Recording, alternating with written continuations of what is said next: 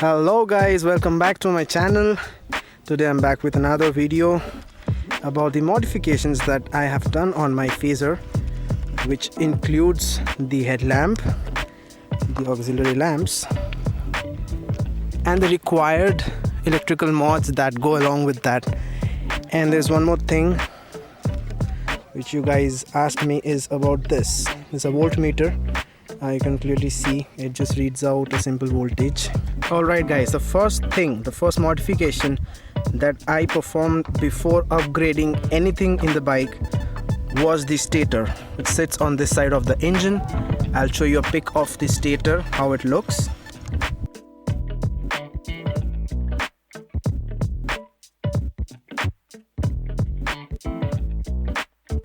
So now that you have seen what a stator is, what I did was to unwind the existing winding and to rewind it with a thicker gauge wire.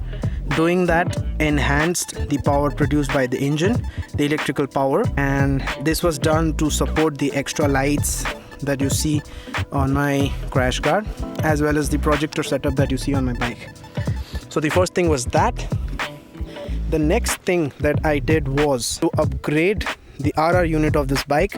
I have picked up the RR unit of the R15, the new edition of R15, which has a single phase coil, and have placed it in my bike, which sits under this part of the bike, the very same place where the stock RR was.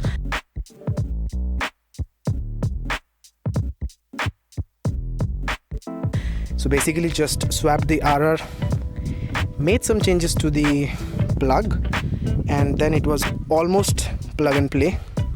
No cutting of wire anywhere else. So this was the process to have the extra amount of power produced for the electrical things that I was supposed to upgrade back then. Let's start off with the auxiliary lamps. These are Korean made auxiliary lamps. I have got this from Moto Digitex. These costed me around 3,500 back then for the pair. It is a 12 watt LED, has 4 LEDs inside.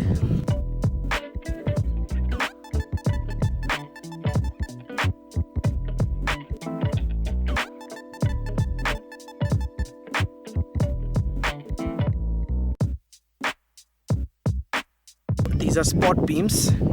Spot does not mean that it would focus a very tight spot on the road, but it has good amount of spread as well. To mount it, I had welded this plate. I basically got it done from a welder, and this thing helped a lot when I did not have the projector set up, because it adds the white tinge to the light, which enhances the visibility by a huge extent. The next thing that I'm going to talk about is the headlamp, the projector assembly, and the angel rings that you see. Like, they look quite stunning. It adds up to the look of the bike, which is white in color. The white rings just complement it much more.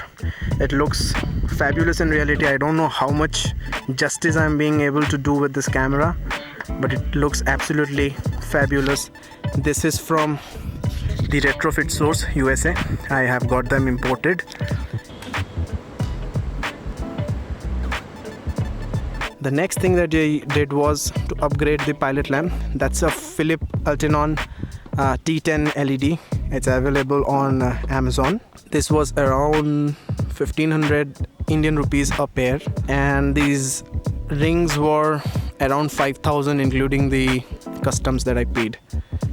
Okay, so the next thing are the projectors that sit inside. I'll just switch off the rings so that you can see how the projector looks like. So the projector is this part, the glass part inside, which is a unit by itself. It sits in a D2S type bulb.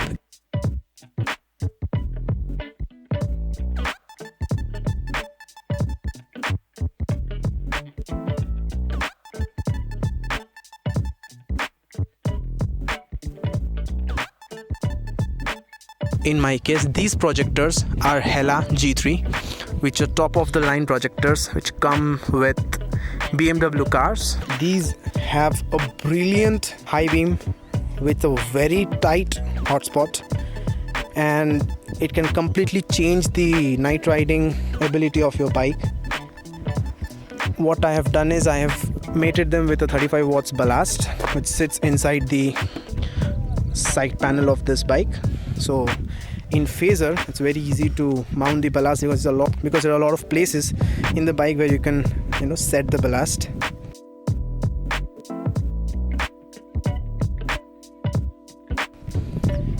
And what I have done is I have wired these guys, the auxiliary lamps, to the high beam of the bike, so there is no extra switch to switch these on because these are LEDs and they will be troubling the oncomers.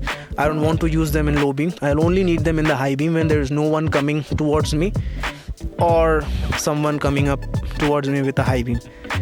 So that's about it.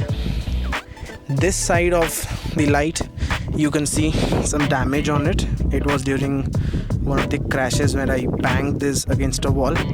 It still held up quite strong. It did not break. It just has some scratches which I'll touch up if I get some time. I'll show you some features of the rings. You might find these interesting.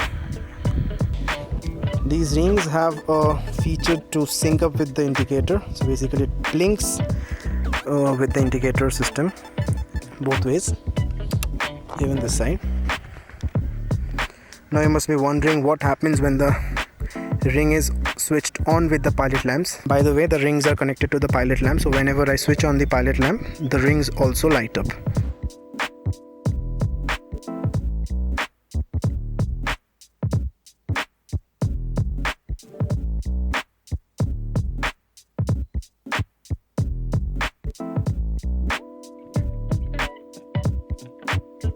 Okay, next interesting thing, a mobile charger from Amazon again, RoboTouch, very well built, excellent performance, tested at various conditions, even pressure washing, and no water will get inside this. It will still be safe for usage.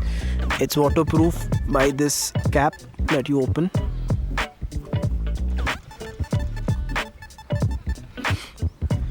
Next comes the voltmeter. Like I said, I've bought it from Amazon. It was around $550, and this is very useful because I have a lot of electrical stuff running all around my bike, and I just want to be informed if anything is going wrong well before the battery drains, because again it's a EFI bike, and if things go wrong, you don't have a Kickstarter to start, your EFI won't work. So for the safety purpose, I've gone with this voltmeter, very handy again.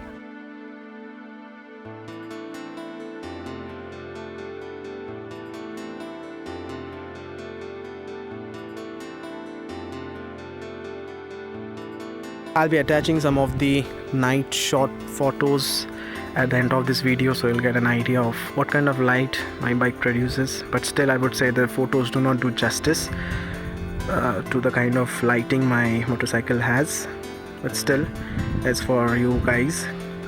Alright guys, that ends up the video. I have to again repeat, please like, share, comment and subscribe to the channel. Let's at least try to have 100 likes for these videos. I hope you guys will help me reach that number. Take care, ride safe, and if you have any questions, just shoot down in the comment box and I'll answer you. Bye bye.